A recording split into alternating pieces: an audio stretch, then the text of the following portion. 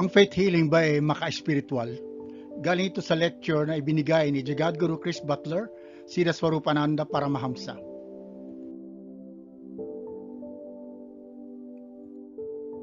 Introduction. Yung isang faith healer, hinawakan siya. Tapos yung tao, tumayo sa kanyang wheelchair. Nag-umpisang lumakad. Yung madla, yung nanonood, pumalakpak ng malakas. Wow, isang milagro na naman. Nagsigawan sila. Na-convince sila na itong faith healer na to talaga spiritual na na tao. Totoong medium ng Diyos, sugo ng Diyos.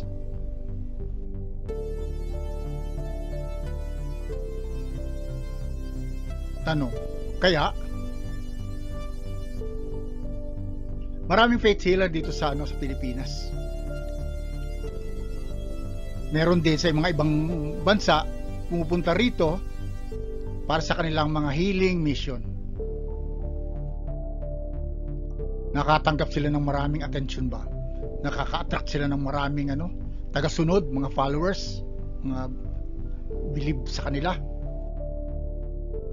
So, tanggalin natin yung yung common question na totoo ba yung mga faith healer? Pero magdi-delve tayo, ibig sabihin, lalalim ba tayo? Ang tanong natin, ang faith healing ba totoong spiritual? Ang faith healer ba talagang sugo ng Diyos o representative ng Diyos? Yun yung tanong. Sinanggunin natin to sa isang kilalang philosopher tsaka spiritual na guro na si Jagadguru Sira Swarupananda Paramahamsa, na kilala rin bilang Chris Butler. Si Jagadguru nanggaling sa isang mahabang linya ng mga spiritual na guro. Chaitanya, Rupa, Swarup, Sanatan, Raghunath, Krishnadas, Narottam, Vishwanath, Jagannath Baladev, Bhaktivinoda, Golkishore, Bhaktisiddhanta, Bhaktivedanta, at ngayon, Sira Swarupananda sa panahon natin. Siya yung buhay na spiritual na guro na nanggaling sa walang patid na linya na to. Ang tawag dito ay Gaudiya Sampradaya Disciplic Succession.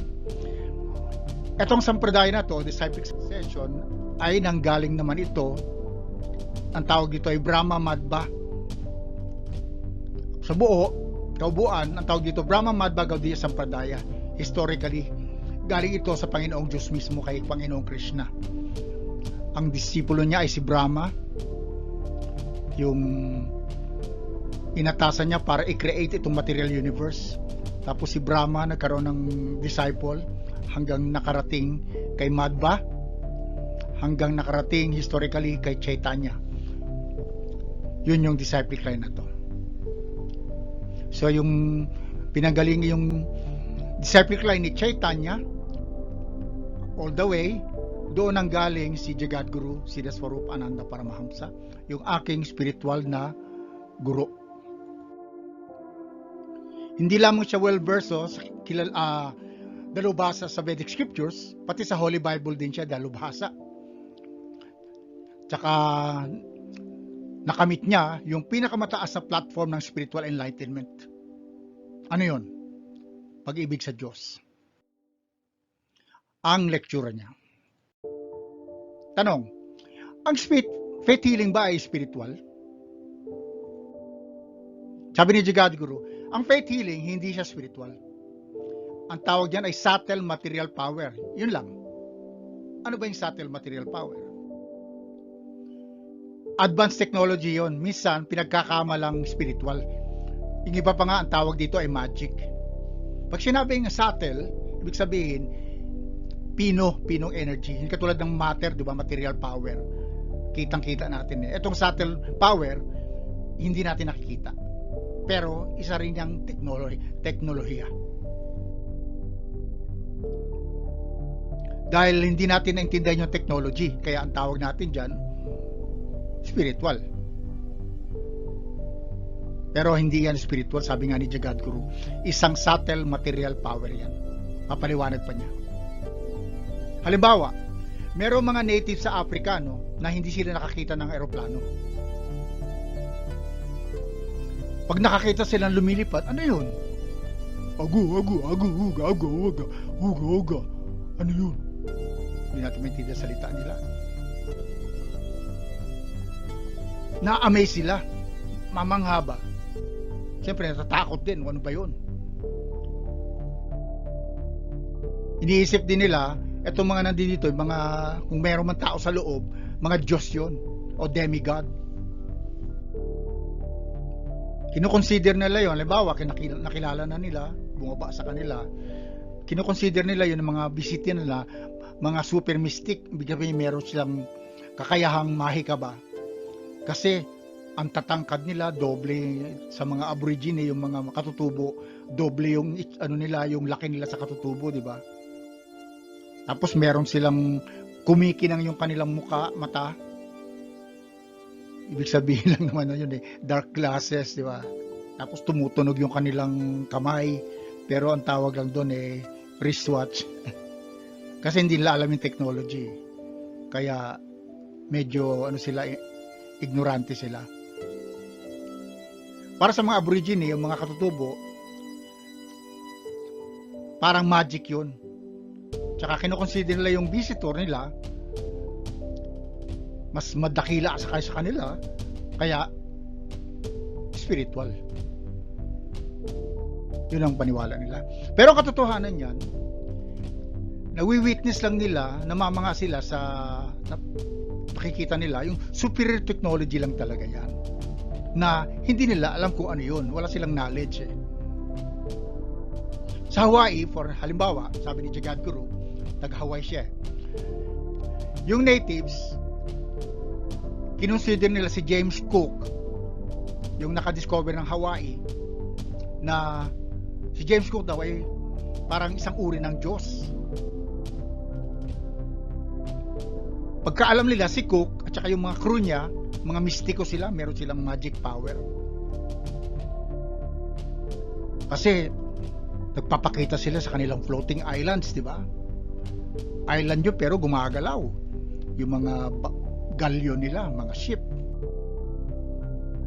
Tinitake nila yung people na yon, spiritual, godly character, kasi meron silang superior na teknolohiya Kikita nila, halimbawa yung telescope, pinapakita sa kanila, kakaiba. Nagkakaroon sila ng insight. Malayo, nakikita nila, mga ganun trip. O kaya yung magnifying glass na yung maliit, napapalaki. Yung malayo, napapalapit. Ganun. Tapos malapit lang, pag binaligtad mo yung telescope, napapalayo. Diba, ganun technology yun Hindi alam mo ano yun Ano mayroon to? Pero, sinasabi ni Jagadguru, superior technology, wala na lang namang kinalaman yan sa karakter, di ba? Hindi porke may superior technology ka, mabait ka na. O ano ka, pwedeng pagkatiwalaan. Hindi ganun yun. Katunayan, yung mga bisita nung Hawaii na yun, ang nangyari, sinamantala yung mga natives dahil sa pamamagitan ng kanilang superior na teknolohiya. Na-exploit sila. Kung kaya't, yung fight healer, maaring hard-hearted siya, o matigas ang puso, o kaya, pwede rin siyang God conscious. Pwede yun. Pwede siyang matigas ang puso, pwede rin siyang God conscious. Kaya hindi lahat ng faith healer ay God conscious. Pwede rin siyang materialista talaga. Halimbawa, yung doktor, naintindihan yung technology ng paano nagtatrabaho yung katawan natin, di ba? Alam niya lahat yan Tapos, kaya niyang gamutin yung sakit, di ba? Alam niya yung sakit, kayang gamutin. So, magitan ng prescription yan, mga drugs. Pero, hindi porke ganun, itong doktor na to, nagmamahal na sa Diyos, di ba? Ganun yun Pwede kang maging medical doctor pero total materialista ka. Wala kang pakialam sa mga tao. Ang interest mo lang yung bayad nila. So kapareho nun, yung mga so-called faith healer, pwede silang nasa parehong dimension, katulad ng materialista. Kung pag-uusapan natin yung mentalidad nila, pwedeng ganun yun. Kasi yung mga faith healer naman, meron lang talaga silang access sa isang napaka-tinong teknolohiya. Yun lang. Yun ang sabi ni Jigadguru. Meron lang silang access. Alam nila yun. Pero papaliwanag pa niya yan. Pero hindi, sabi ni Jigadguru, hindi niya sinasabing hindi sila lover ng Diyos, di ba? Ang gusto nilang i-point out, gusto niya lang ipalabas dito na yung power to heal, irrelevant yan. Walang kinalaman yan sa isang tao kung nagmamahal siya sa Diyos o hindi. Walang kinalaman yung power.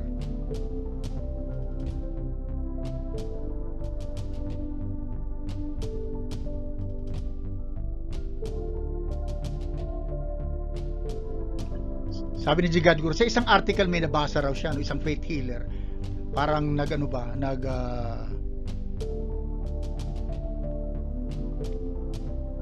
testimony. Kapag nakikipag-sex daw siya, nawawala yung power niya para makagamot. So ibig sabihin, yung nawala sa kanya ay material eh. So ibig sabihin, hindi spiritual. Yung power niya, yung kung saan na pinanggagalingan yung power niya. Nawalan siya ng similya, ginamit niya dahil nakipag-sex siya sa whatever o ano. Tapos nang gamot na siya, wala na siyang magamit. Kaya ibig sabihin, sabi ni Jigadguru, ang pagkagamot, halimbawa, physiological yun, ibig sabihin yun, material, hindi spiritual. Nawalan siya ng sperm, ng semen, nawalan na siya ng power, parang ganun eh.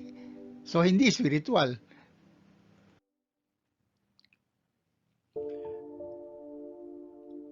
Alam ito ng may nakakaalam nito na kapag na-retain mo yung sexual fluid mo, hindi mo ginamit, pwede mong i-redirect yung energy. Tapos makakakuha ka ng power doon sa mental platform kapag hindi mo ginagamit yung sexual fluid mo. May pwede kang ibang paggamitan na mas mataas. Kaya ang faith healer, nakakakuha siya ng power niya doon sa mental platform. Hindi niya ginagamit, hindi siya naglalabas ng similya niya. Konektado ito sa process ng Ashtanga Yoga. Kung saan ginagadir nila yung energy, iniipon nila yung energy sa pamamagitan ng pranayam. Ano yung pranayam? Yung pranayam,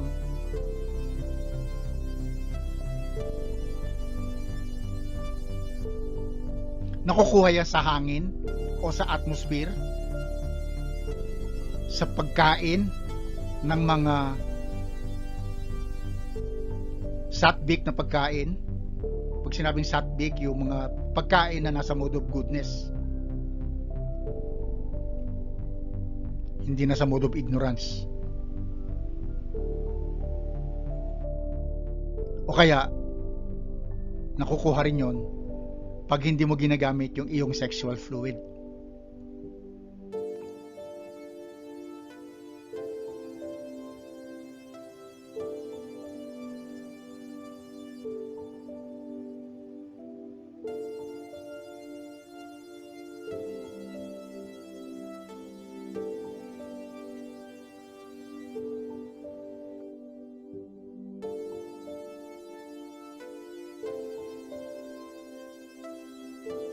kinokolekta mo yung energy na yon para makakuha ka ng physical at saka mental na lakas. Kung kaya't, yung mga faith healer, na stricto sila na maglabas ng kanilang sexual fluid. Hindi nila basta nilalabas yun. Kasi may nakukuha sila dun na energy.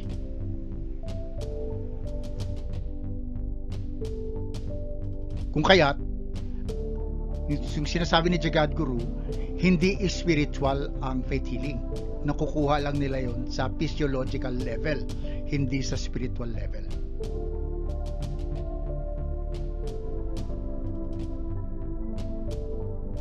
Yung parehong ideya na yon, nag-a-apply din yung sa martial arts.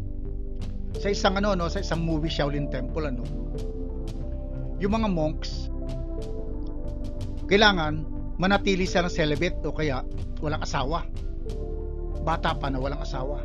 Hindi pa sila mag-aasawa. Para ma-develop nila yung kanilang mystic power. Yung mahika. Power nila makapag-heal o makapaggawa ng mga kung ano-anong bagay na hindi pangkaraniwan. So lahat ng seryosong yogi, naghahanap man sila ng power o kaya hindi sila nagsasayang ng kanilang sexual fluid. Ito yung sexual fluid magnified, no?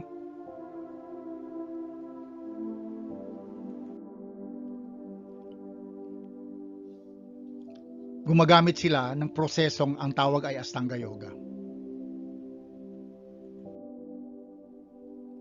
Sa pamamagitan ng kinokontrol yung life air, yung hangin, breathing, out, tsaka in, concentration, tsaka physical exercises, yung mga martial artists, tinatry nilang i-retain o gain yung chi o yung prana. Ano yung chi? Pag sinabing chi, yun yung consciousness. Halimbawa ito tayo, sa Vedic wisdom, yung tayo ay spiritual na nilalang, nandito tayo sa katawan na to. Yung soul, yung person, na nanirahan tayo dito sa gitna ng ating katawan, sa puso natin. Ando doon tayo, yung ako, yung ikaw, nasa puso. Tapos yung ako na yon, yung kanyang consciousness nagpe-pervade dito sa buong katawan. Yung kanyang consciousness. Ang tawag doon ay chi. Kaya kahit isang langgam ay gumapang sa paa mo, hindi mo siya nakikita, mararamdaman mo yon dahil sa chi o energy. Ikaw yung spirit soul, yung atma, meron kang energy. Yun yung tawag doon ay chi. Yung prana naman, yung energy na makukuha mo sa hangin, sa pagkain at saka sa hinga. Pag niretain mo yung sexual fluid mo, sabi nga ni Jagadguru. So, para ma-develop yung mental power o kaya yung mystical ability nila, yung mga faith healer, kinokollect nila yung energy at nilalagay nila sa pagitan ng kanilang mga mata. Iba-ibang energy kinokollect nila yon.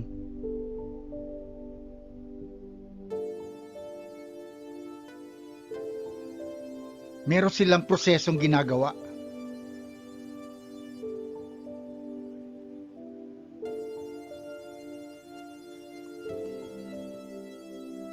Para na may develop yung mga physical strength, nilalagay nila yung na yon, yung energy sa point sa may abdomen o sa may tiyan.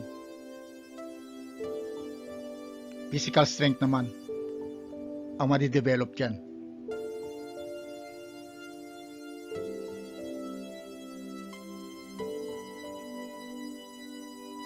So tanong, yung power ba, mystic power, then masama? Sabi ni Jagadguru,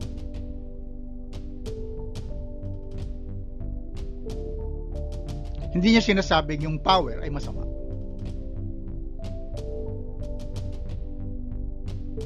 Ang sabi ni Jagadguru, okay lang yon.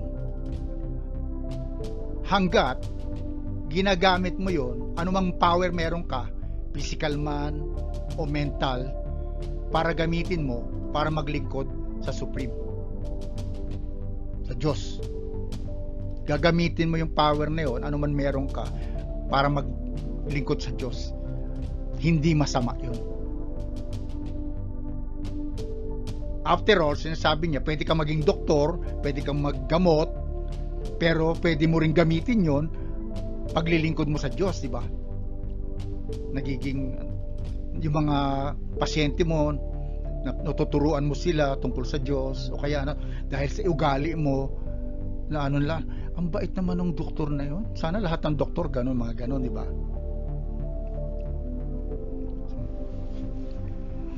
Pwede mo magamit yon bilang paglilingkod sa Diyos. Maganda yon kung meron kang ganung power. Kasi talent mo yun eh, abilidad mo yun eh. So pwede mong gamitin pala yon sa maglingkod sa Diyos, hindi masama yon.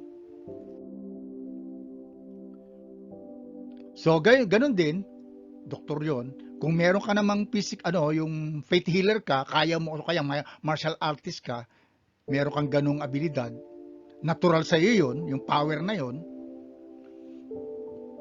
gamitin mo sa Diyos, then okay. Pero dapat iwasan mo yung danger na iisipin mo na ikaw yung source ng power. Ako ay Diyos, akin yung power na yun, sa akin galing, dahil sa aking sacrifice, sa aking paghihirap, nakamit ko yung power na yon. Hindi ganun yun. Dapat huwag ka mapunta sa illusion na yan na ikaw yung pinanggalingan ng power na yun dahil sa'yo may power ka. Hindi ganun yun. Bagkus, dapat kilalanin mo na yung Diyos lamang ang pinanggalingan ng iyong kapangyarihan. At i-glorify mo siya dahil sa kapangyarihan na yun. Pinagkatiwala sa iyo ng Diyos.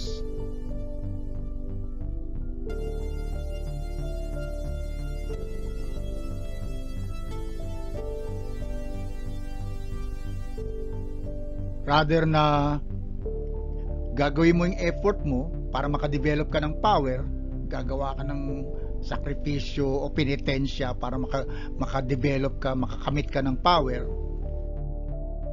kailangan i-develop, sabi ni God Guru, i-develop mo yung magkaroon ka ng pag-ibig at pagmamahal sa Panginoon Diyos. Yun yung tamang daan sa paggagamitan ng power. Dahil may power ka, gamitin mo para makilala mo siya, mahalin mo yung Diyos.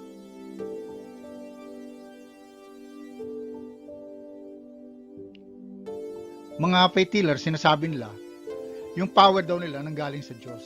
Oo, walang problema doon. Lahat naman galing sa Diyos eh. Sabi nga ni Jagadguru eh. Totoo yan. Lahat ng kapangyarihan galing sa Diyos. Lahat ng bagay galing sa Diyos. Wala namang ibang pinanggagalingan yan eh. Sabi nga niya eh, hamon niya eh, sige nga, magsabi ka nga sa akin kung isang bagay na hindi galing sa Diyos. Lahat ng bagay galing sa Diyos. Pwede mong sabihin sa kanya na yung beer galing sa Diyos. Oo, galing naman talaga sa kanya yun eh. Yung alak galing din sa Diyos yun. Yung mga prostitute galing din sa kanya yun eh. Yung sugal galing din sa Diyos yun eh. Kahit pa nga si Satanas, galing din sa Diyos yan. Wala namang hindi galing sa Diyos eh. Ang ibig kasi sabihin ng Diyos, ang ibig sabihin, original ng lahat ng bagay. Siya yung original ng lahat ng bagay at lahat ng tao. Everyone and everything galing sa Kanya. Dahil tayo ay person, ang Diyos ay person din, di ba? Kapareho rin natin. Di ba? Sinasabi nga sa Diyos God created man in His own image and likeness, di ba? Kawangis niya, So may itsura yung Diyos. So anyway, sabi ni Jagad Guru, itong mga taong to, meron silang regalong, may gift sila na gano'n, no? Nagagamit nila yon para maglingkod sa Diyos, para i-glorify yung Diyos, then ang maganda. Okay yun. Diba? Pag ginagamit nila yun para i-glorify yung Diyos. Pero kapag meron silang power, ginagamit lang nila yung para sa kanilang material enjoyment, para i-glorify sila, then ibig sabihin nun, sila ay hindi sugo ng Diyos. Sila ay materialista.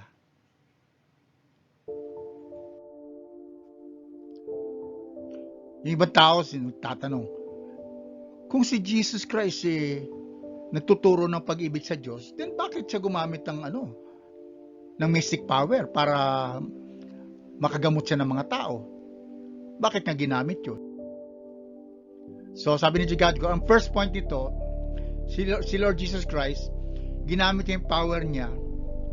Hindi niya mang ginamit yun. Kung ginamit niya lang yun, kung kailangan. Hindi naman niya ginamit talaga parati yun. Para i-glorify yung Supreme Father, si Abba. Ang tawag niya sa Diyos, Abba. Siya ay anak, Kristo. Ang Diyos ay Abba, Father. Sa madaling salita, ginamit niya yun para i-convince yung mga tao na siya ay representative ng God. Kasi para sa kanila, ang God, Jehovah is God, all-powerful. Kung representative ka ng Diyos, dapat may power ka. Di ba? Hindi maniniwala ang tao sa'yo kung representative ka ni Jehovah kung wala kang power. Kaya ginamit niya yung power. Ang reason niya, ang dahilan niya, kaya gusto niya i-convince yung mga tao, kasi gusto niyang pakinggan siya ng mga tao para malaman nila yung mensahe talaga ni Jesus Christ at kung paano sila talaga magiging masaya. Ginamit niya yung power na yun. Ginamit niya yung kanyang authority. Ang kanyang mensahe, mahalin ang Supreme, dakilang Ama, kataas-taasang Ama. Kaya ginamit niya yung mystic power niya para magkaroon ng faith o pananampalataya yung mga faithless, yung mga walang pananampalataya sa Diyos, para magkaroon ng faith sa mga faithless persons. Kaya para tanggapin siya authority, kasi may power siya all-powerful, representative ni Jehovah para pakinggan siya yung mensahe niya at sundin yung kanyang mga tagubilin, yung mga instruction niya. Yung pangalawang point dito na si Jesus Christ, hindi niya inispend naman yung buhay niya para mag-develop ng mystic power. Hindi naman siya nag-perform ng ganyang austerity. Penitensya ba para magkaroon siya ng power, para pag nagkaroon siya ng power, makokontrol niya yung iba. Hindi naman ganun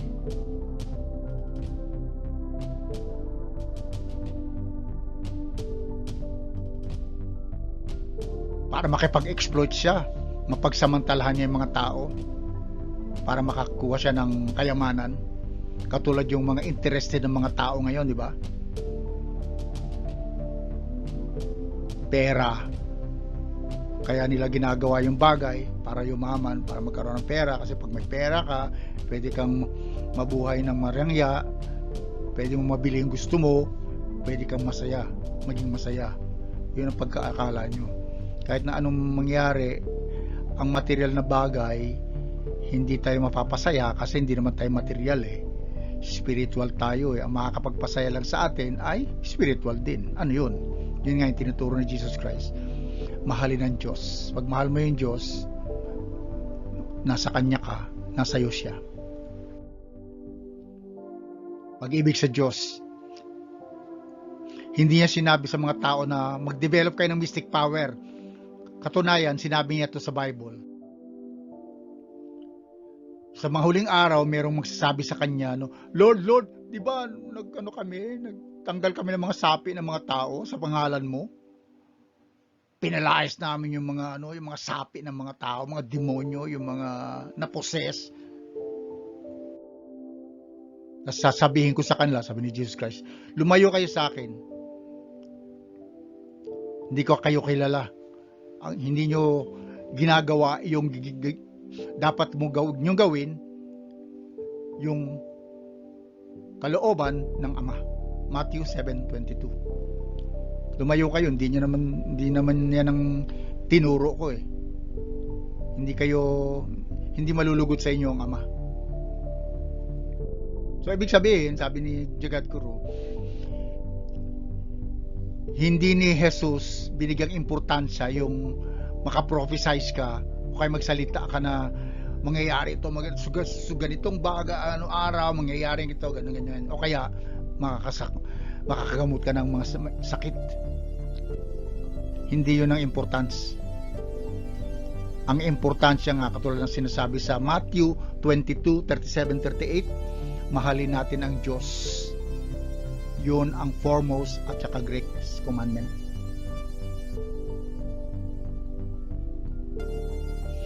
Ang importante sa Kanya, nag-value tayo kung gaano nating kabigat, kamahal ang Diyos at gusto nating gawin yung Kanyang kalooban. Yun ang gustong i-emphasize ni Jesus Christ. Kung paano natin isa-sacrifice yung buhay natin para sa kasiyahan ng ating pinakakataas-taasang Ama. Kasawiang palad, yung mga tao, hindi nila na sakyan yung punto ba ni Jesus na i-develop natin ay pag-ibig sa Diyos. Hindi yan nasakyan eh. Instead, nakita ng mga tao si Jesus bilang isang doktor. Nagpunta sila kay Jesus para gamutin yung kanilang physical ailment. Libo-libo mga tao, bulag, hindi makalakad, gusto nila magamot sila ni Jesus. Yung pag-ibig at appreciation la kay Jesus ay hindi perfect. Hindi la talaga kilala si Jesus. So nung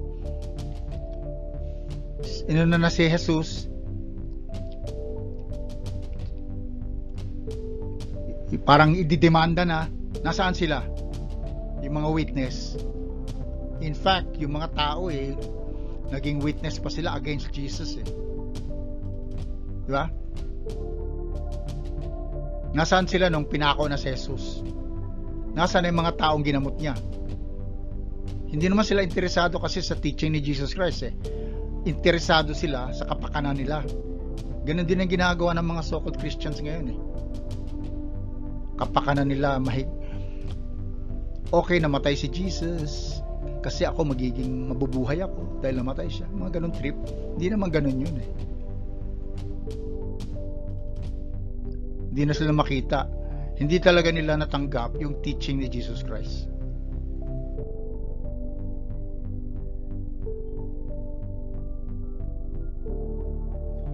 So, bilang doktor, hindi naman yun talaga yung purpose ng pagpunta ni Jesus dito sa earth eh. Ang purpose niya talaga dito kaya siya pumunta dito sa earth, ituro sa atin kung paano natin mamahalin yung Diyos.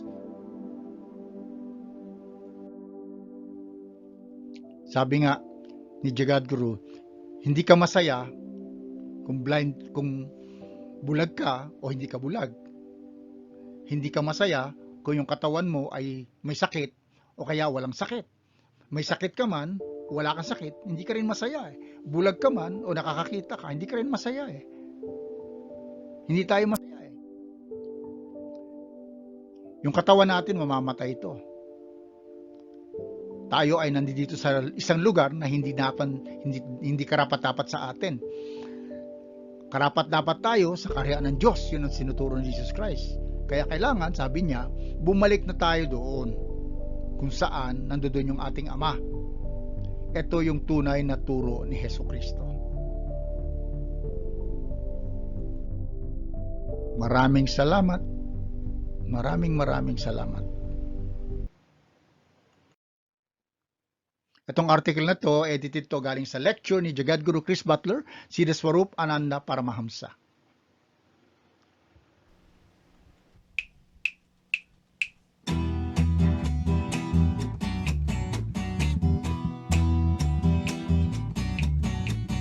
Hare Krishna, Hare Krishna,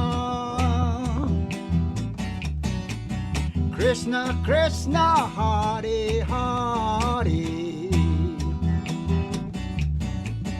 Hare Rama, Hare Rama, Rama Rama, Hare Hare.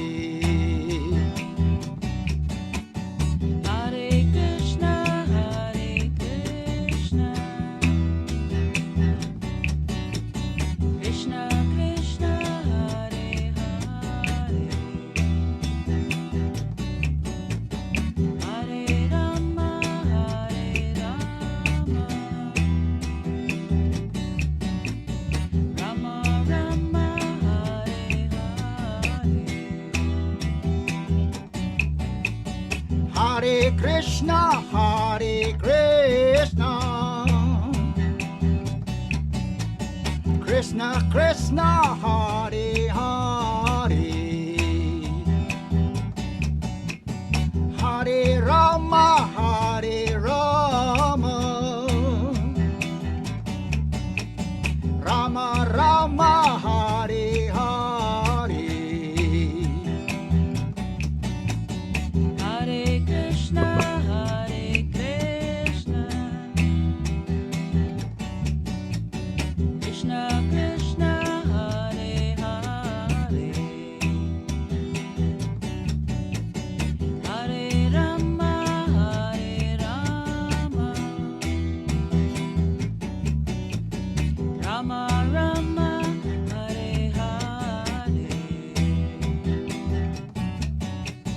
Hari Bol, Nitai Gaur, Nitai Gaur, Hari Bol, Hari Bol, Nitai Gaur,